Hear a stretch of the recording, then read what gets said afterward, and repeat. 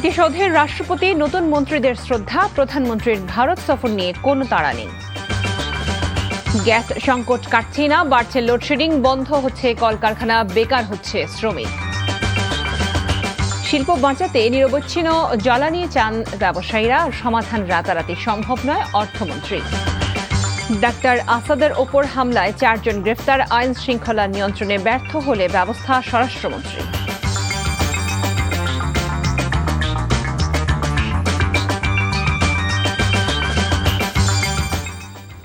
আসসালামু আলাইকুম, কানিজ ফাতেমার লোপা স্বাগত জানাচ্ছি এনটিভির সন্ধ্যার খবরে।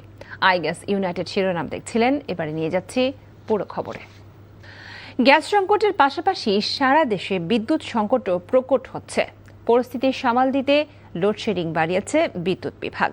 গ্যাস না পেয়ে অনেক কলকারখানা বন্ধ করে শ্রমিকদের ছুটিতে পাঠানোর ঘটনা ঘটেছে নরসিংদী সহ দেশের অনেক জেলায়। এদিকে গ্যাসের চাপ কম থাকায় রাজধানী সহ সারা দেশের সিএনজি পাম্প স্টেশন থেকে যানবাহনের চাহিদা অনুযায়ী গ্যাস নেওয়া যাচ্ছে না, ফলে চরম ভোগান্তি পোহাতে হচ্ছে চালকদের। নরসিংদীর বিশ্বজিৎ শাহকে সাথে নিয়ে রিপোর্ট করছেন হাসান জাবেদ। গত 1 মাস ধরে চলছে গ্যাস সংকট, যার প্রভাব দেশের শিল্পাঞ্চলগুলোতে ছড়িয়ে পড়ছে। কারখানাগুলো উৎপাদন কমিয়ে দিয়েছে, কোনো ইউনিট বন্ধ রেখে শ্রমিকদের ছুটিতে পাঠানো হয়েছে। নরসিংদীতে কয়েকশো শিল্প কারখানায় উৎপাদন মারাত্মক ব্যাহত হচ্ছে। এর ফলে রপ্তানি আদেশ কমার পাশাপাশি সরবরাহ করতে না পারায় লোকসান গুনতে হচ্ছে উদ্যোক্তাদের।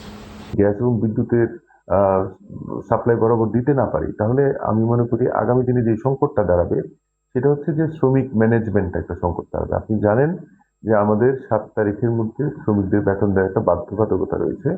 তো আমরা মিল মালিকরা জানি না যে আমাদের এই মাসের বেতন আমরা কিভাবে দিব। তো এইটা একটা আমি মনে করি জাতীয় সংকটে রূপান্তরিত হওয়ার আশঙ্কা রয়েছে।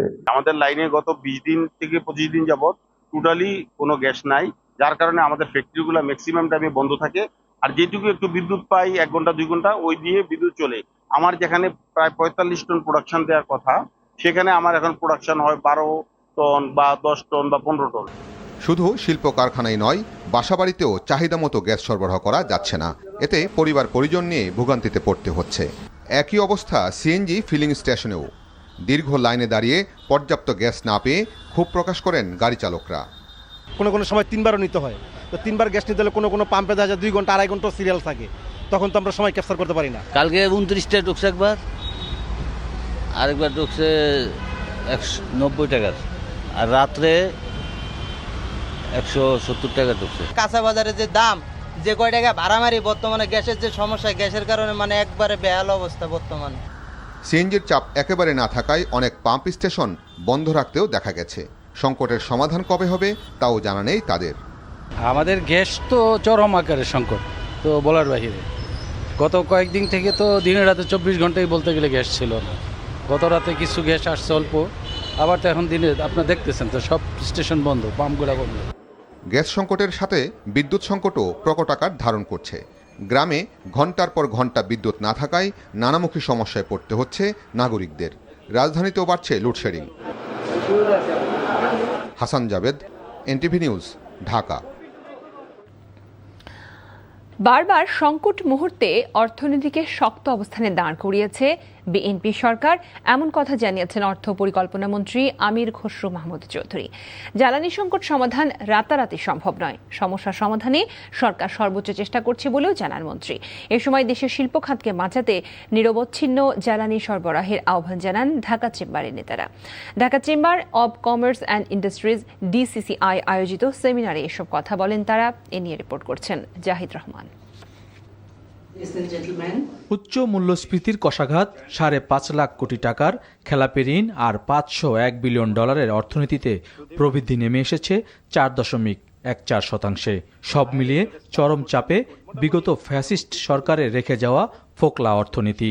ঢাকা চেম্বার আয়োজিত এক সেমিনারে উঠে আসে দেশের অর্থনীতির এই ভঙ্গুর চিত্র। বৈশ্বিক বাণিজ্য বাধা, মধ্যপ্রাচ্য সংকট ও বাড়তি জ্বালানি ব্যয়ে অর্থনীতিতে চাপ বাড়ছে। তাই এলডিসি উত্তরণের পর বাণিজ্য সুবিধা ধরে রাখতে আইনি সক্ষমতা বাড়ানো ও দ্রুত এফটিএ করার পরামর্শ দেন ব্যবসায়ীরা। ঋণের কার্যকর সুদের হার পর্যায়ক্রমে কমিয়ে এবং বাজার ভিত্তিক আর্থিক উপকরণ শক্তিশালী করে বিনিয়োগকারীদের আস্থা পুনঃপ্রতিষ্ঠা করতে হবে।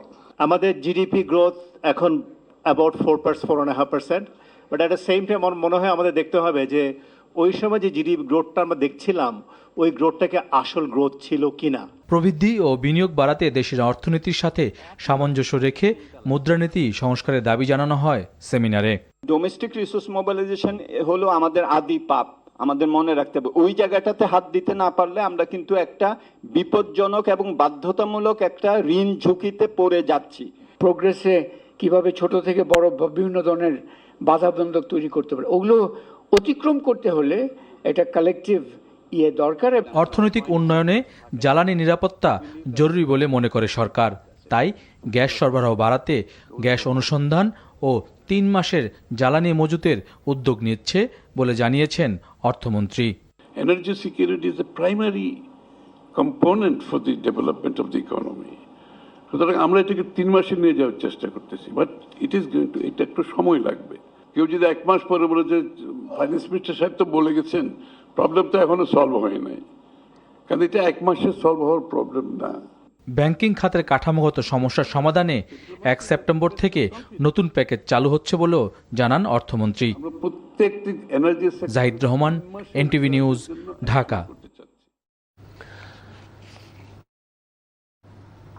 মহেশখালীর ভাসমান এলএনজি টার্মিনাল এক্সিলার থেকে গ্যাস সরবরাহ পুনরায় শুরু হয়েছে। এর আগে মজুত শেষ হয়ে যাওয়ায় টার্মিনালটির গ্যাস সরবরাহ বন্ধ ছিল। সংশ্লিষ্ট একটি সূত্র জানায় শনিবার দুপুরে কার্গো পৌঁছানোয় টার্মিনালটি চালু করা হয়েছে। শেষ খবর পাওয়া পর্যন্ত ওই টার্মিনাল থেকে 100 মিলিয়ন ঘনফুট গ্যাস সরবরাহ করা হচ্ছে। এতে গ্যাস সরবরাহ বাড়ছে। আজ রাত 10টা নাগাদ ওই টার্মিনাল থেকে পুরোদমে গ্যাস সরবরাহ পাওয়া যাবে বলে আশা করা হচ্ছে। এলএনজিবাহী জাহাজ না আসায় বুধবার বিকেলে এক্সিলার টার্মিনাল থেকে গ্যাস সরবরাহ বন্ধ হয়ে গিয়েছিল, ফলে দেশে গ্যাস সংকট তীব্র আকার ধারণ করে। গ্যাস সংকটের কারণে গ্যাস চালিত 29টি বিদ্যুৎ কেন্দ্র বন্ধ করে দিতে হয়, ফলে বিদ্যুৎ সংকটও প্রকট হয়ে ওঠে। এই অবস্থায় বন্ধ এক্সিলারের টার্মিনাল থেকে গ্যাস সরবরাহ শুরু হওয়ায় কিছুটা হলে স্বস্তি ফিরে আসবে।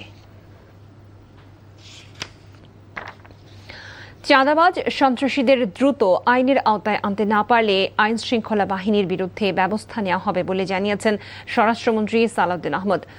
বিকেলে সন্ত্রাসীদের হামলায় আহত ঢাকা মেডিকেল কলেজ হাসপাতালের ইএনটি বিভাগের প্রধান অধ্যাপক ডক্টর মোহাম্মদ আসাদুর রহমানকে দেখতে এসে এসব কথা বলেন স্বরাষ্ট্রমন্ত্রী।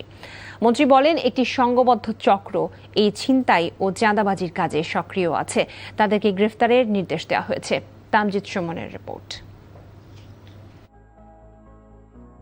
17 আগস্ট রাতে রোগী দেখে বাসায় ফেরার পথে ঢাকা মেডিকেল কলেজ হাসপাতালের অধ্যাপক ডক্টর মোহাম্মদ আসাদুর রহমানের উপর হামলা চালায় দুর্বৃত্তরা।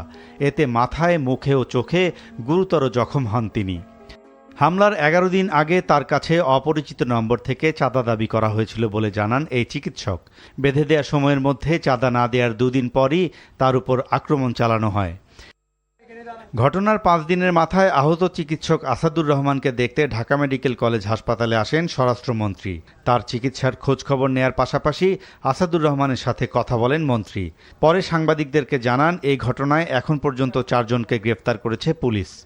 সংঘবদ্ধ চক্রের 7 জনের মধ্যে 4 জনকে সাকসেসফুলি গ্রেফতার করতে সক্ষম হয়েছে আমাদের পুলিশ বাহিনী এবং ডিবি। এটা সংঘবদ্ধ চক্র, দুর্বৃত্তরা এরকম হাই ভ্যালু টার্গেট করে যারা বড় বড় হাসপাতাল এবং বড় বড় ডাক্তার বা অন্যান্য পেশায় বড় পেশাজীবী, তাদেরকে টার্গেট করে ভয়ভীতি প্রদর্শন করে মেসেজ টেসেজ দিয়ে এবং সর্বশেষে আঘাত করে তাদের কাছ থেকে চাঁদাবাজির একটা উদ্দেশ্য তাদের ছিল। আমরা এই সমস্ত সংঘবদ্ধ চাঁদাবাজ চক্র যা আছে এগুলো সবগুলোকে নির্মূল করতে চাই। সাংবাদিকদের প্রশ্নের জবাবে মন্ত্রী বলেন, চাঁদাবাজ ও সন্ত্রাসীদের সঙ্গে আইনশৃঙ্খলা বাহিনীর কোনো সদস্য জড়িত থাকলে তাদের বিরুদ্ধেও আইনগত ব্যবস্থা নেওয়া হবে। আমি শুধু চাঁদাবাজদের তালিকা করছি না, চাঁদাবাজদের সাথে যদি কোনো পুলিশ সদস্য জড়িত থাকে তাদের তালিকাও করছি। চিকিৎসকদের সাথে বারবার এমন হামলার ঘটনায় বিক্ষোভ ও মানববন্ধন করেছে চিকিৎসক সমাজ। Tamjid Suman, NTV news, Dhaka. চোখের ছানি পড়া রোগীদের বিনামূল্যে চিকিৎসার লক্ষ্যে রাজধানীর ভাসানটেক ও রায়ের বাজারে বিশেষ চক্ষু চিকিৎসা সেবা কর্মসূচির আয়োজন করে জিয়া রহমান ফাউন্ডেশন। সংগঠনটির সার্বিক সহযোগিতায় রাজধানী ভাসানটেক সরকারি প্রাথমিক মাধ্যমিক বিদ্যালয়ের সকাল ৮টা থেকে দুপুর ১টা পর্যন্ত রোগী বাছাই কার্যক্রম অনুষ্ঠিত হয়। এতে প্রধান অতিথি হিসেবে উপস্থিত ছিলেন ফাউন্ডেশনের vice president doctor Zubaida Rahman. এ সময় তিনি বিভিন্ন চিকিৎসা বুথ ঘুরে দেখেন ও রোগীদের সঙ্গে কথা বলেন। পরবর্তীতে আল নূর চক্ষু হাসপাতালের পরিচালনায় সম্পূর্ণ বিনামূল্যে লেন্স সংযোজন সহ ছানি অপারেশন করা হবে। পাশাপাশি রোগীদের বিনামূল্যে প্রয়োজনীয় ওষুধ ও চশমা দেওয়া হয়।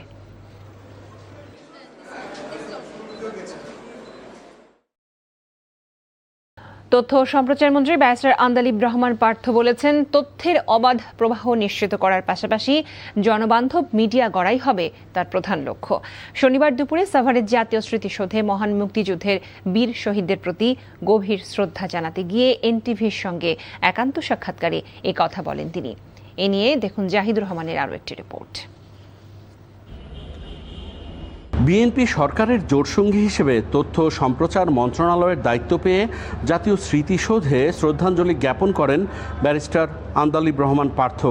এর আগে তিনি কথা বলেন এনটিভির সঙ্গে। মিডিয়া ফ্রেন্ডলি গভর্নমেন্ট হবে এবং আমাদের তথ্য মন্ত্রণালয়ের অধীনে যে কাজগুলি আছে বা তথ্য মন্ত্রণালয়ের যে দায়িত্বগুলি সেগুলি জানি ভালোভাবে কাজ করতে পারি, সেটাই এখন বড় ব্যাপার। জনতাই ক্ষমতা, এই বিষয়টি মাথায় রেখে ভারসাম্য রক্ষা করে মন্ত্রণালয় পরিচালনার কথাও জানান তিনি।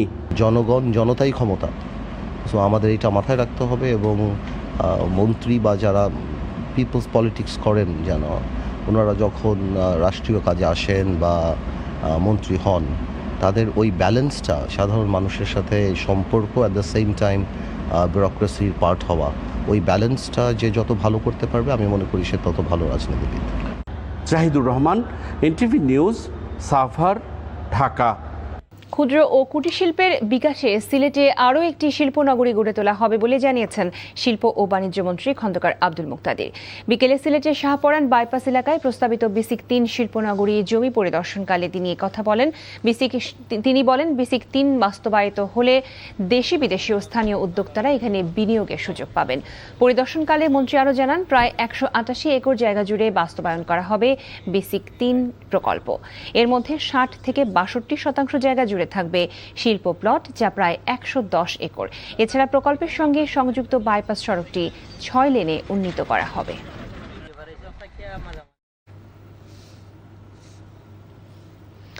একদিনে ১,০০,০০০ বৃক্ষরোপণ করেছে ক্লেমনের পরিবেশ বান্ধব প্ল্যাটফর্ম গ্রিন ওয়েভ।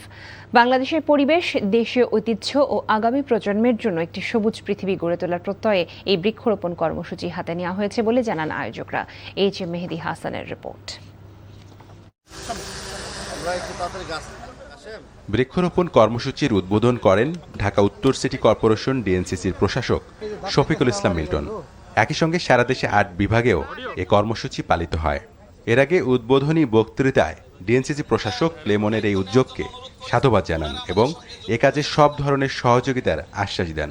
এই যে মহৎ একটা উদ্যোগ, এই উদ্যোগ যদি অন্য কেউ এইভাবে গ্রহণ করে, আমি মনে করি ঢাকা সহ সারা বাংলাদেশ সবুজায়ন করতে যে দীর্ঘমেয়াদী যে পরিকল্পনা আছে সেই পরিকল্পনাগুলো আমরা বাস্তবায়ন করতে পারবো। আর আকিজ ফুড অ্যান্ড বেভারেজ লিমিটেডের প্রধান নির্বাহী সৈয়দ জহুরুল আলম জানান, শুধু রোপণ নয়, বৃক্ষের যত্নেও কাজ করবে প্রতিষ্ঠানটি।